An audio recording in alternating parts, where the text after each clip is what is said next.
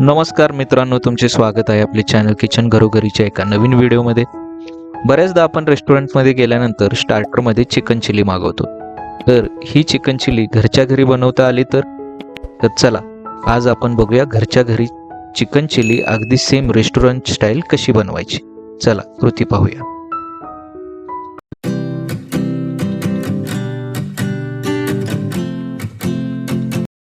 तर इथे आपण 250 ग्रॅम बोनलेस चिकन घेतला आहे। त्यामध्ये एक अंड्याचा पांढरा भाग आपण टाकला आहे। त्याचबरोबर आपण इथे 1 चमचा कॉर्नफ्लॉवर घेतला आहे। त्याचबरोबर आपण इथे 1 चमचा काळी मिरी पावडर टाकली आहे। चवीनुसार आपण मीठ त्यामध्ये टाकू।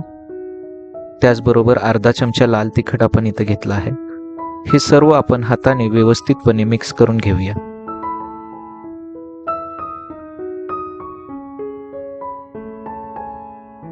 तर त्यामध्ये आपण 1 चमचा सोया सॉस टाकून पुन्हा एकदा सर्व मिश्रण एकत्रित करून घेऊ।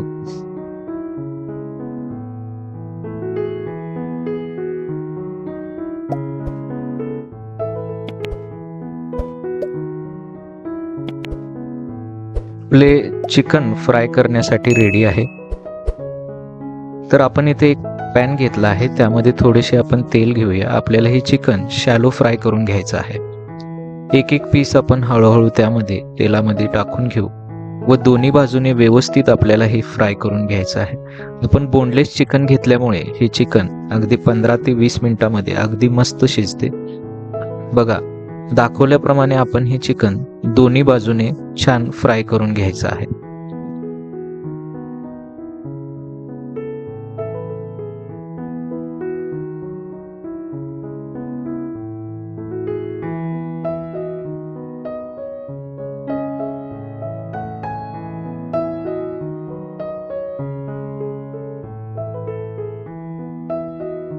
आपले चिकन मस्त फ्राय झालेले आहे। त्याचबरोबर शिजले देखील आहे। ते आपण साईडला काढून ठेवूया। आता आपण इथे एक बाउल घेतला आहे। त्यामध्ये 1 वाटी आपण पाणी घेतलं आहे।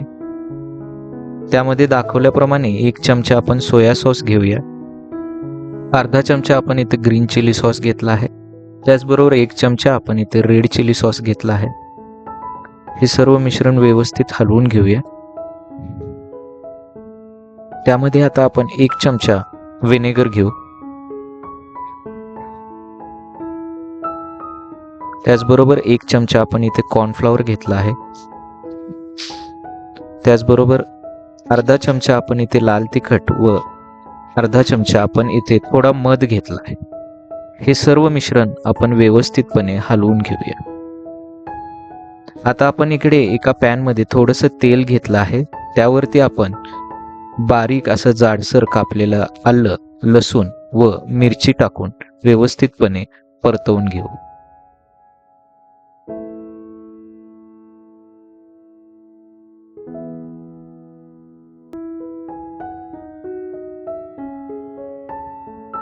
आता त्यावरती आपण फ्राय केलेले चिकन व्यवस्थितपणे परतवून घेऊया।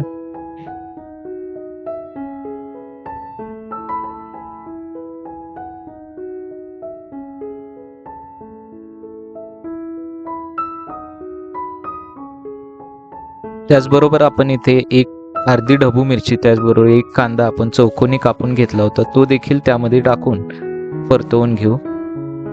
त्यामध्ये बारीक केलेली कांदा पात देखील आपण टाकून व्यवस्थितपणे हे सर्व मिश्रण परतवून घेऊया।